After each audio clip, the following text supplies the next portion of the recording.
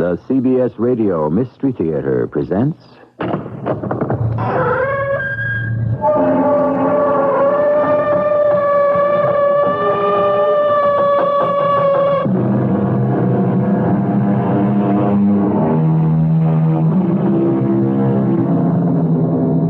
Come in. Welcome. I'm E.G. Marshall. All of us, at one time or another, have believed, as Lord Byron did, in the power of thought, the magic of the mind. Hamlet also looked with his mind's eye. St. Mark was happily in his right mind, and even the great Caesar believed a good mind can possess a kingdom. Today we'll meet a man who is living proof of willpower over weight, of mind over matter. The mystery being, if a brain can make possible the impossible, what could you or I do just by thinking about it?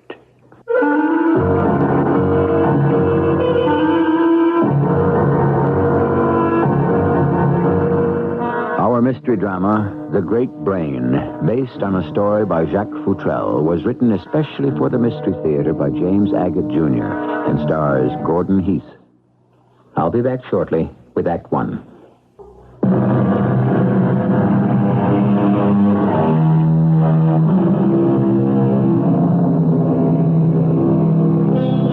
The most mysterious motion man is capable of is thinking. This is done by the mind. The mind is an activity of the brain. How it works is beyond us. We just don't know. That great mystery magician, Sir Arthur Conan Doyle, tells us, don't think about it. Stock up your brain attic with furniture where you can get at it when you need it. Is it that elementary, my dear Watson? When we tick, what makes us tick? Did you ring his doorbell, Herbert? Well, of course I did. Jason, give the man a chance to answer his front door. Maybe he's not home. Are you sure he said drop by at 9 this evening? Well, of course I'm sure. Okay, I'll ring again. Herbert, were you there at the chess match? No, I wish I had been. It was uncanny. Imagine a man who's never played chess winning over a grand master by sheer logic. Well, Gregory has more than logic to work with. What do you mean? He has a great brain. Gentlemen, I am pleased to see you. Good evening, Gregory. Hey, good to see you too, Greg. Come in. Oh, you've been ringing long. Didn't hear the bell. Let's go into the library. Hawkins has a good fire going. We'll sit, and I'll put my problem to you. Oh, you must be joking, Gregory. You, of all people, with a problem? Sit down. Jason, Herbert, anywhere that looks comfortable. You know, we three scientists get together too rarely. Yes, I do have a problem. And it's only to my nearest and dearest friends, you two, that I would admit to it. Well, as you said at the chess match, it's your move. This is yesterday's Sunday Tribune. I'll read it. The mental marvel, Dr. Gregory March, has done it again.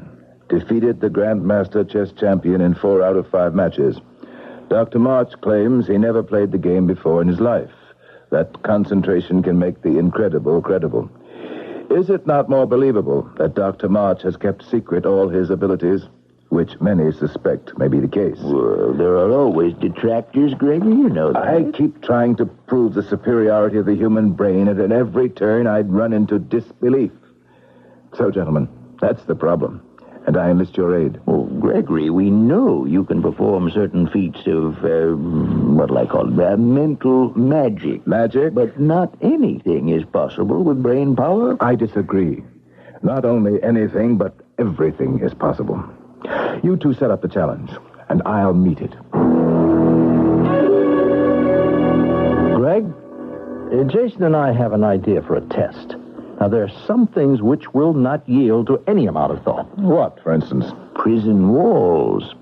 No man can think himself out of a cell. If he could, there'd be no prisoners. Greg, let's suppose you were locked in a cell, a special prison cell, reserved, let's say, for the condemned murderer. Yes? Now, suppose you were locked in such a cell. Could you escape? Certainly. By brain power alone? A good test. Have me locked up precisely as you would any man under sentence of death, and I'll get out. I will escape in a week. Say, the death cell at the state penitentiary? I think I could arrange that. I know the warden. You name it. What'll you wear? Whatever's customary. No, not a prison uniform, but shoes, socks, trousers, shirt. You'll permit yourself to be searched, of course. Naturally. My dear friends, it's not what's on my body that will help me out, but what's in my head. Au revoir, Hawkins. Take good care of the house. See you in a week. Is it true, sir, that your friends are taking you this morning to the state penitentiary? Don't be concerned. Purely a scientific experiment. Ready when you are, Gregory. It's now 27 minutes past 7 o'clock. I shall be gone a week. Yes, sir. Will you be needing a suitcase and clothes? No, Hawkins, just what I have on my back. 1 week and 12 hours from now, these two gentlemen will take supper with me here. Warden Hammer, let me introduce Dr. Gregory March. As I said to you last night on the telephone, Dr. March is to be your prisoner here at State Penitentiary. Some kind of experiment, you said. Except in this case, the outcome is not unknown, but yes, all in the interest of science. So where do I begin, Warden? All right, Dr. March, you will first submit to being searched. Turn out your pockets, please. Now, will you remove your shoes and socks? I hope the inspection was satisfactory. You found nothing concealed which might aid me in escaping. Doctor, even if you had a blowtorch on you, I don't think you can get out of state pen. Gregory, are you sure you want to do this? Would you and Herbert be convinced if I didn't? No, I can't say we would. Warden, is it quite impossible for Dr. March to communicate with anyone outside the prison? Absolutely impossible. He won't be permitted anything to write with at all. Yes, and your guards, would they deliver any messages from him? Not a word, directly or indirectly. They'd report to me immediately anything he said, or turn over to me anything the prisoner might give them. I do have, however, 3 small requests. Well, I thought we all agreed to no special favors. I'm not asking any. I'd like to have some tooth powder. Not toothpaste, tooth powder. Secondly, I'd like to have 1 $5 bill and 2 $10 bills. Warden, is there any man in this prison who our friend might bribe with $25? He's not going to meet another prisoner. He'll be in solitary. And as for anyone else, no, not for $2,500. Well, I can see no reason why Gregory shouldn't have the money. I think I have some 10s. 1, 2. I've got a 5. Now, you sure that's all you want, Greg? That'll be enough, thanks. You had 3 requests, Doctor. Yes. The third is, before I go into my cell, I'd like to have my shoes polished. Now, this is cell 99. Guard, open up, please. This is the cell where we keep condemned murderers. It's on the ground floor. It's visible to every passing guard. There's one small window, barred, of course, a bed, lavatory, and commode. Oh, this is awful. Greg, why don't you change your mind? Herbert, you're taking up valuable time by talking. Well, if I may ask you, Dr. March, valuable time for you to do what with? To think, Warden. Well, I ask it again, Warden, although I'm sure the answer. There's no way any prisoner can leave this cell. No, sir, not without my permission. No one in 99 has any way of communicating with the outside. Jason, do I get the impression you don't trust me? Oh, not at all. I'm just making certain that you prove your case. Quite honestly. Oh, I was going to say scientifically. Why don't we set up a control for the first night? Jason, join me here for the first day and night. Then you can observe. That's not a bad idea. I think you should, Jason. You'd have to be searched also, you understand? Why not? I'll do it. Here, Herbert, my keys, wallet. Oh, in fact, take the whole jacket. So I'll be dressed in shirt sleeve like Gregory. If you don't mind, sir, I'll just check your clothing. Go ahead. No hidden weapons, I assure you. I noticed cell 99 is on the main floor. Are the administration offices here, too? Well, just 3 doors down the cell block is my office, so I'm certainly going to hear anyone trying to get out. Now, Dr. March, a guard will bring you breakfast in the morning, then a meal at noon, and at 6, you'll get dinner. The guard will stand by while you eat, and then remove a wooden spoon and bowl and cup. Then at 9 at night, there's a cell-by-cell inspection tour. Glad to hear it. The more security, the greater the challenge. You're quite determined, aren't you, Dr. March? Yes, I am. Oh, in case I forgot to mention it, no one has ever escaped from State Pen. No man has ever made it over that 18-foot electrified wall. Good of you to tell me, Warden. I'll make a note that is not the way to leave. All set, Jason? Now, if you'll kindly lock us up, Warden. Why, certainly. Guard. So long, Greg. Good luck. I'll stop by for you the first thing in the morning, Jason. Oh, Warden, what time is it now exactly? 11:17. Make a note of it on your calendar.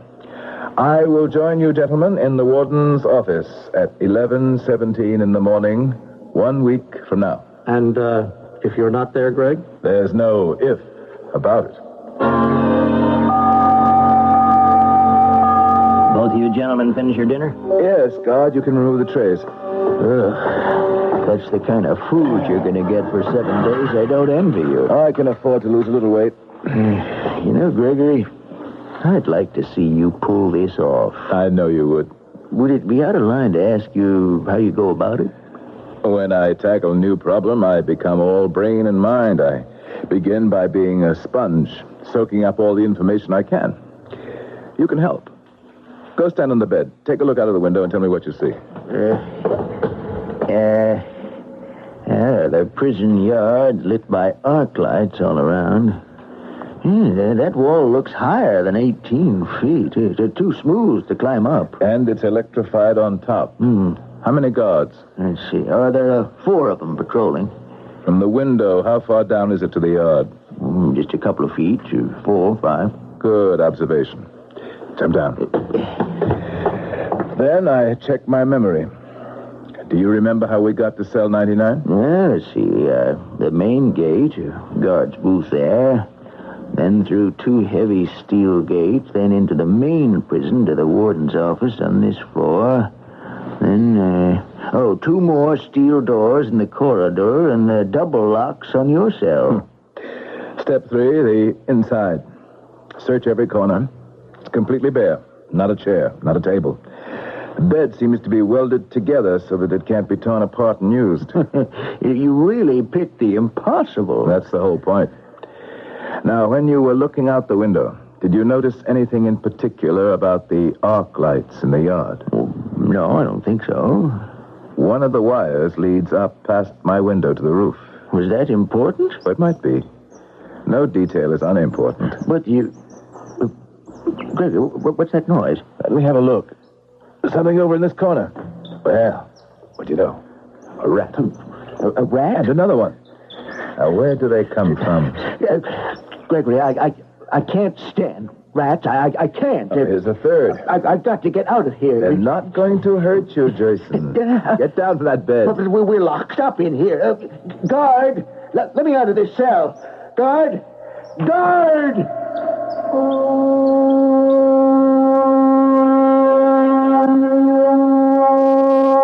I'm reminded of a poem by Robert Browning called The Pied Piper, in which he says, anything like the sound of a rat makes my heart go pit-a-pat.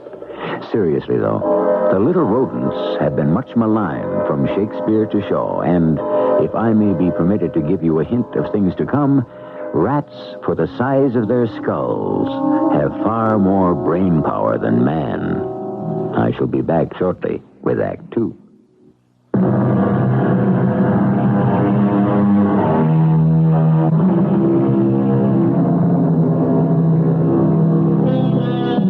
We have called our mystery the Great Brain.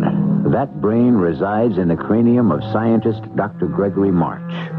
To prove its power, he has vowed that by logic alone, he can, steal a march on his warden and his guards and escape from prison in 7 days. It is the following morning. Breakfast, Dr. March? Good morning, guard. You know my name. Well, sir, the whole prison's talking about you. Having yourself locked up. You say you done nothing. Here, I'll put your tray in your bed. Now, you'd better eat up. I'm supposed to stay till you're finished. What do we have here? Coffee. What's this? Oatmeal? Yeah, that's what it is. There go the rats. They smell food, and they'll come miles. I've noticed there's an old dry drain pipe in the wall. They run in and out of it like it's a revolving door. Yeah, well, that old pipe's big enough for a rat, but hardly a human being. I've never been partial to oatmeal, but you can get used to anything. Hey, rats don't bother you, Doctor? They're more scared of me than I am of them. How far is the river? Oh, about 300 feet. We have a baseball diamond out there on the other side of the wall, just for staff. You finish your coffee? Almost. I noticed last night I was getting very thirsty. You think you could bring me a little water in a bowl and leave it here? I'll ask the warden. I'll appreciate that. I suppose you're the guard assigned to my cell, so I ought to know your name. It's Argus. Argus? Really? Why? Is that name something special? I should say it is. Ask me to tell you about it sometime. Warden, may I see your moment? Yes, come in, Argus. Is everything all right in 99? One of the armed guards on outside patrol handed me this just now. He said the prisoner threw it out of 99. Let me see. $5 bill tied around a piece of cloth. Will you look at this? You see what it says? Finder of this, please deliver to the warden. This is a piece of torn shirt. His shirt. Wait a minute, look. Inside there's more writing. Looks like a code. May I see it, sir? Nakai epoxy got it's not English. What do you make of it, Argus? Well, why don't you try reading it backwards, sir? Back? If I want to escape, I can. What, is he crazy? Why write me a note like this? What do you think, Argus? Well, I'm thinking, where did you get the pen and the ink to write with?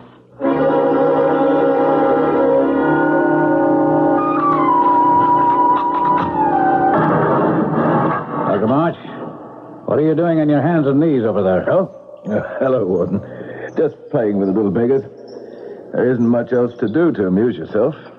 I brought you this prison shirt. You won't find it so easy to write on dark blue denim striped with black. You know, I don't know what you hope to accomplish by that silly note. I know why you're here. But I warn you, it's my duty to stop you from escaping. And what did you write that note with? Isn't finding that out also your duty? Angus, how many days have I been in cell 99? 3 whole days, Dr. March. And my name isn't Angus, it's Argus. Oh, how could I have forgotten? The new drainage system that was put in leads right to the river, does it? Yes, sir. I suppose the pipes are pretty small. Oh, no, not if you're 5 inches high. You're very watchful and quick. When I started this, Argus, I was firmly convinced escape was possible. How would you react to a considerable financial reward? For what? For helping me escape. You've got the keys. Nope. $500? Nope. $1,000? Dr. March, if you gave me $10,000, I couldn't let you out. Now, between here and the main gate, there are 7 different doors. Now, I only have the keys for this building. Besides, I just couldn't do it. Spoken like an Argus. Yeah, what is it about my name, sir, that makes you say that? In good time, my vigilant watchman. I shall tell you. Tried to bribe you, did he? First some dumb message in code, and now attempted bribery. You know, Argus, I'm beginning to worry about that cell. Come on along with me. I'm going to try to persuade him to forget this. Sears, open the cell block.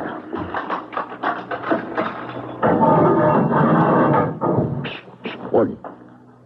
What is it? I hear something from cell 99. Okay. Let's move up real quiet and see what he's up to. Well, it sounds like he's got a file and he's working one of the steel bars. Dr. March, what are you doing? Not a thing, Warden. All right, guard the cell door, please. What are you hiding behind your back, Doctor? Behind my back? Nothing. See? My hands are empty. Guard, search him. Hey, let me hear something, Warden. Here. Well. That looks like a metal instep from a shoe. Hiding it under your belt, Doctor, huh? You're going to have to do better than that. Here's another one, Warden. Oh, thank you. Well, that accounts for both shoes. You know, Doctor, never in a million years can you cut those window bars with something like this. Why don't you call your friends and tell them you're ready to give up? Tell them the scientific experiment is over. I haven't started yet.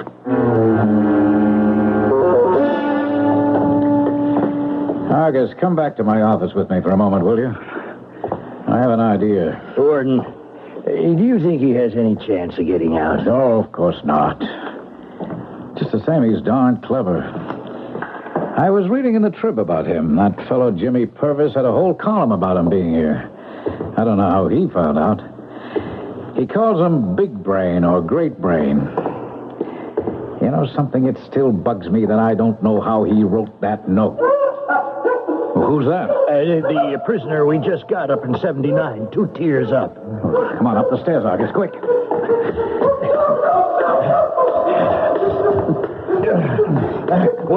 One more flight, Warden. Oh, I'm getting too old for this. All right, what's the matter with you? Stop that noise.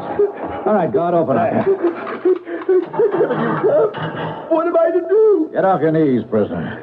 Argus, you know what's the matter with this man? Take me out of this cell, please. Take me out. I heard something. It's making me sick. Who is this fellow? What's he accused of? Henry Victor, sir. He's accused of throwing acid in a woman's face. She died of it. I can't prove it. Please put me in some other All right, I don't care, Victor. I'm the warden. If you've heard anything strange, I want to know what it was. I can't. Well, where did it come from? I don't know. Everywhere. Nowhere. Please don't make me answer. You must answer. It was a voice, but it wasn't human. Yes, go on. It was so muffled and so far away and ghostly. Was it from outside or inside the prison? I told you, it didn't come from anywhere. It was here, right here, everywhere. Like in the walls. Please, Warden, I'll go crazy. You've got to do something. Good afternoon, August. I see they've got you on the yard shift. How do you like it out of doors? Hey, Dr. March, you're supposed to be inside your cell. I am inside, August. No, not calling out of your window to me here in the yard. Now, why don't you obey the rules, Doctor? You've only got 3 more days. I wanted to ask you, August, who services these prison arc lights? I don't know. It's somebody from the outside. You have no electricians in the prison? No, sir, we don't. I think you'd save tons of money if you had your own man. Well, it's none of my business. Doctor, will you please get away from your window? Before I go, I have something for you, August. Step up a little closer, huh? Can you reach out from the yard to my window? What is it? Just this $5 bill. Take it. Well, what for? For being so affable and understanding. Keep it. You deserve it. And so I was patrolling out in the yard, and he's in his cell looking out the window, and he hands me this $5 bill. He said it was for me. I should keep it. Let me see. $5. Wait a minute. March only had 2 10s and a 5. 1 5 came with that note. So where did he get this one? Well, could somebody have changed one of the 10s for him? Who? You're the only one he sees. No, I've got to search 99 again. Something's hidden somewhere. When a prisoner can write messages when he wants, get money when he wants, we're in deep trouble. This could cost me my job.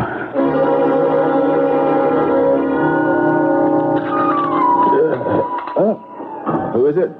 It's me, the warden. It's still dark. What time is it? Oh, please don't shine that flashlight in my face. It's 3 o'clock, Doctor. Oh, you're an early riser. You wouldn't care to come back when it's daylight, I suppose. I'm going to search every inch of this cell. Get up, please. First of all, I want to move your bed away from the wall. Nope. No, I don't need your help. You stand over there in that corner. Now, let's see what we have back here. Is that? Yeah, it must be the old drain pipe. What have you got in there? Oh, darn it, my fingers don't quite reach. Yeah, I got a hold of something. Oh, it's a dead rat. Oh, yes, one of my local friends. Oh, my back. I shouldn't bend over that way. Doctor, help me move the bed up to the cell window. No funny business. Yeah, happy to oblige. I might leave it there. Get a little more air. I'll just get myself up on it. Why are you standing on my bed? Just want to examine these bars. Yeah, and solid. Solid. Every one. All perfectly rigid. Now don't move. I'm coming down. I was just going to give you a hand. Don't bother. Stand right there, and we'll have a look at your clothing. All right, turn your trouser pockets inside out. Both of them? Come on, Doctor. Stop stalling. The left pocket. Okay. Now the right. Uh-oh. Some money. Give it here, will you? $1 bills. 5 of them. If you'd like to borrow them, Warden, feel free. Wait a minute. Let me get this straight. When I locked you up here, you had 2 10s and a 5. You sent 1 5 with a note. You gave Argus another 5. How did you get these? Now, don't tell me you just thought them up. I was going to say just that, but I won't. All right, I can't force you to talk, but I can watch your every move for the next 48 hours. Escaping from state penitentiary isn't going to be that easy. But, Warden, I never thought it would be.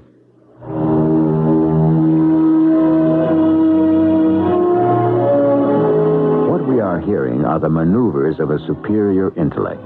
Each move we have heard Dr. Gregory March make has a reason. I shall return shortly with Act 3.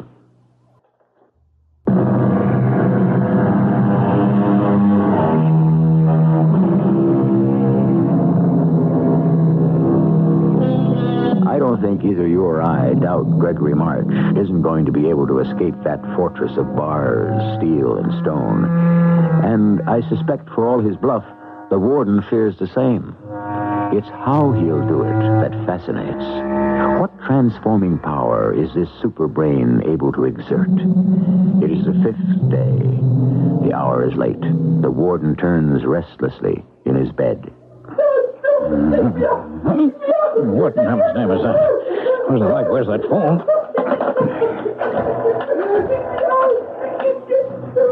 Night, Eddie. Hit the alarm and get Argus to call me back. Better get some clothes on. Oh, my back. That crazy man again.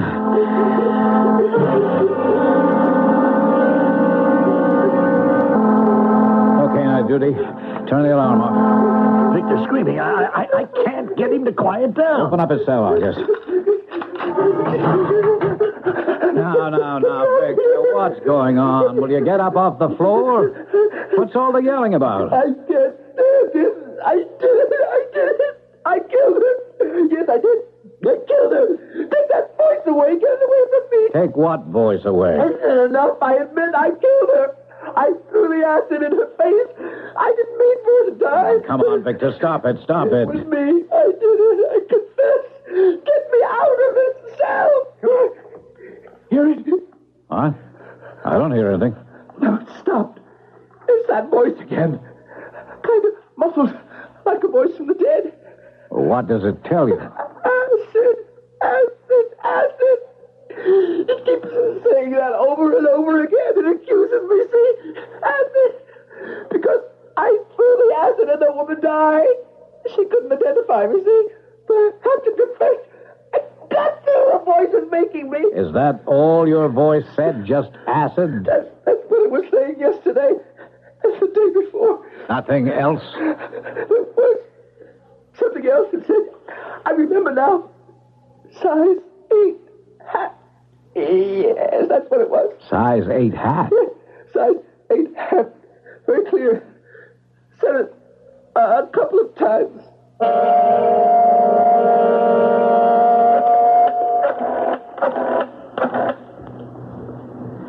Good morning, August. This is the warden. You can congratulate me.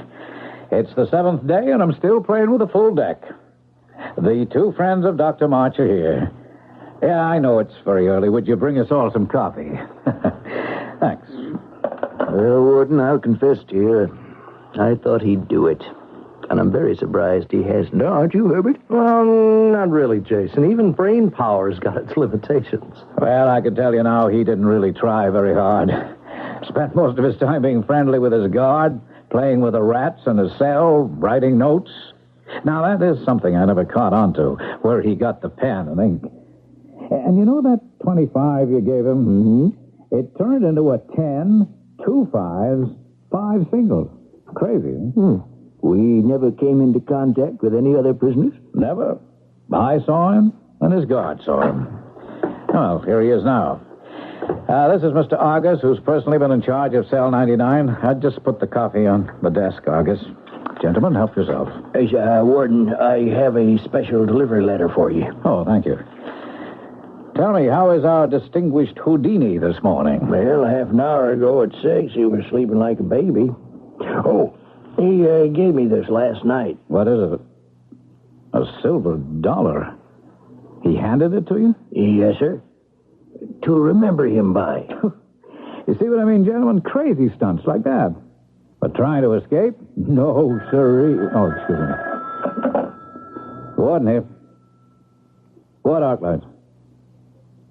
Well, if you discovered it last night, why didn't you take care of it then? Well, sure, call the electric service company. Tell them to send 3 or 4 men down here in the double to fix it. Problems? Oh, an arc light on one side of the yard has been out all night. Are you going to open the letter, Warden? It was a special delivery. Huh? Oh, yeah, of course. Don't be a son of a gun. What is it? You look at the envelope.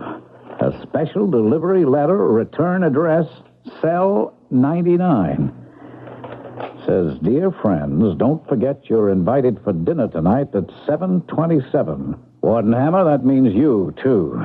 And you, my vigilant Argus. Faithfully yours, Gregory Martin. Argus, you hightail yourself over to Cell 99 right now and see if that man's still in there.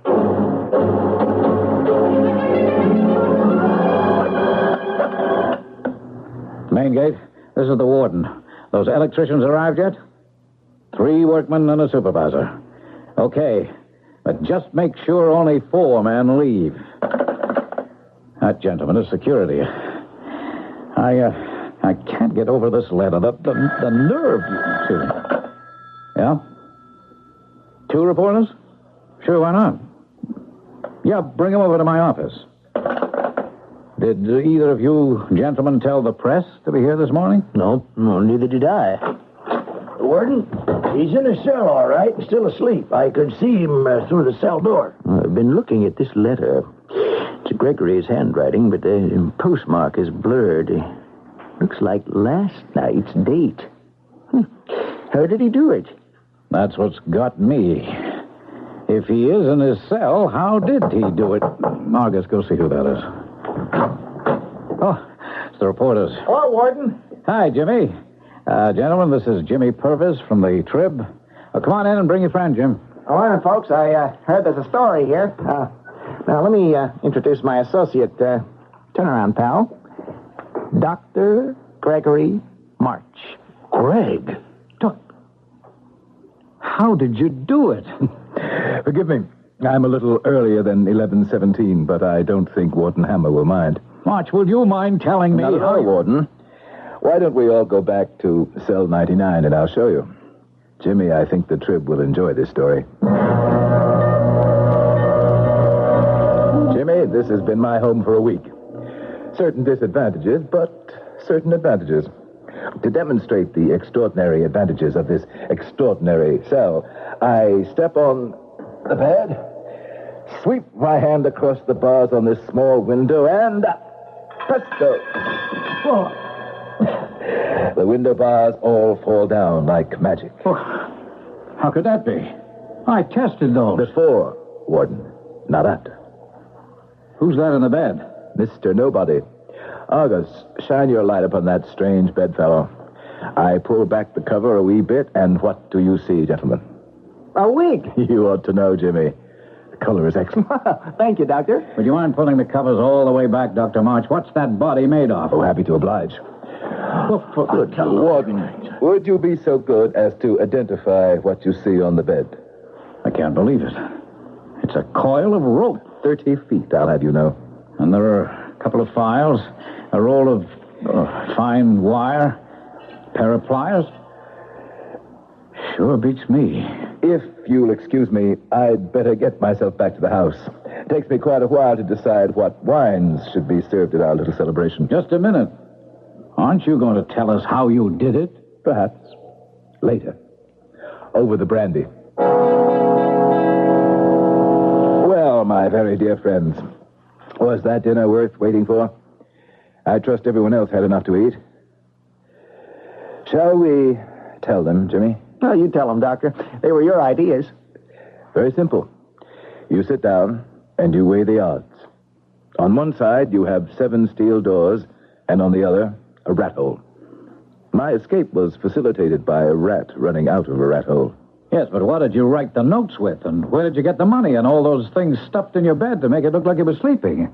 I mean, the rope, wire, pliers, you had a hardware store full. Let me tell it my way, Warden. You sit there. You say, where do those rats go? Into the river? Or does the old drain come out on land? So you examine the little beggars. Their feet are dry. They are land rats. I see that, but it's still hundreds of yards between cell 99 and where the drain ends. Warden, did you know there's a 1/4 mile of cotton thread in one good cotton sock? Let me show you. I snip one end with my fingernail and then pull gently, gently. See? One continuous thread. So I wrote a note on a piece of shirt. That was before you confiscated my white shirt, remember? Mm-hmm. Tied my instructions to a $10 bill and tied the whole thing to a rat's foot and sent him on his way through the old drain, keeping the other end loosely in my hand. I knew the little beast, as soon as he got out of the pipe, would sit down and gnaw the thread off, which is what he did. It must have been the next day. A boy showed up at the Trib and asked for me. He handed me the note, which said, will the finder take this to Jimmy Purvis at the Tribune? He'll give you another $10. And the kid had found a note playing ball. What made you interested, Mr. Purvis? Well, the note said, I dare you, and it was signed Chess Player. I made the boy show me where he'd found the note, and sure enough, there was the thread. It ran the length of the old drain. That afternoon, I felt a tug, and I knew I had an ally. The thread passed notes back and forth, and wire became rope, and a plan was set up for today. You came pretty close, Warden, but your fingers weren't long enough. All you found was the dead rat I'd put there. I still want to know, what did you write the notes with?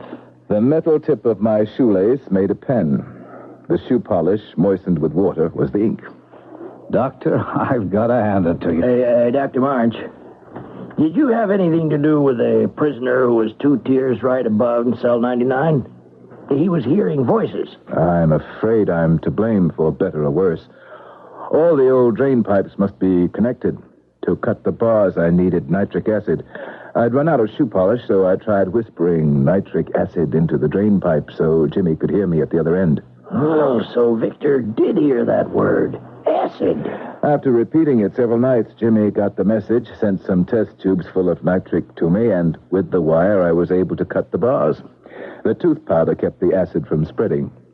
But once I got out of my cell, how to get to the warden's office disguised? We worked out this plan for me to have a workman's uniform, and I whispered to Jimmy, get me a size 8 hat. He did hear size 8 hat. Poor Victor. So, it was you who cut the wire outside your window leading to the arc light. August, congratulations. That's just what I did. When the warden called the electric service company, I was waiting there. You were there, Mr. Purvis? Mm-hmm. I persuaded the supervisor I'd like to go along, that maybe there was a story. And I brought extra overalls and a hat for Dr. March. I'd escaped through the window in the darkness a couple of hours earlier, replaced the bars, and hid behind one of the buildings. I'd watched the patrols. I knew exactly what their route was. So I arrived with the electricians, helped Dr. March get dressed, and the two of us walked into your office, Warden. End of an escape.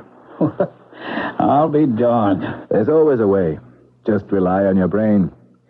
Jimmy, don't be too hard on the warden here.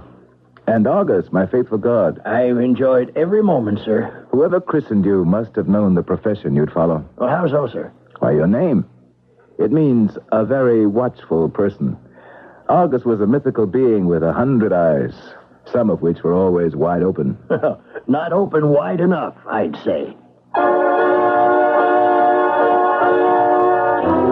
Excuse me while I catch my breath. It takes some doing chasing after the convolutions of a great brain in action. It's even a strain to stay on the sidelines of this battle of wits. For my money, to be kept guessing until the very end is, I think, Mystery Theater at its most intriguing. I shall return in a moment with a thought my brain has just come up with.